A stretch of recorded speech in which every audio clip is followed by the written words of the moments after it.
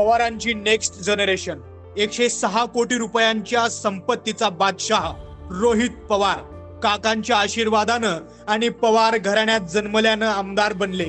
पाहता पाहता अवघ्या 40शीत तब्बल 106 कोटींचे मालक बनले। तुम्हाला काय वाटतं, रोहित पवारांकडे एवढी संपत्ती कुठून आली असेल? रोहित पवारांच्या नावावर बारामती ॲग्रो कंपनी आहे। या कंपनीत एवढी उलाढाल होत असेल तर बारामतीच्या काकांनी या कंपनीतल्या शेतीचं तंत्रज्ञान राज्यातल्या इतर शेतकऱ्यांना का नाही दिलं? काकांच्या मार्गदर्शनानं रोहित पवार एवढी चांगली शेती करून 106 कोटींचे मालक होऊ शकतात, तर जे काका 10 वर्ष देशाचे कृषी मंत्री होते त्या देशातले शेतकरी एवढी वर्ष उपेक्षित का राहिले? रोहित पवारांना आधुनिक शेतीच्या ज्या कानगोष्टी काकांनी सांगितल्या त्या महाराष्ट्रातल्या शेतकऱ्यांना का नाही सांगितल्या? आम्हाला प्रश्न पडतात, आम्ही उत्तरही शोधणारच।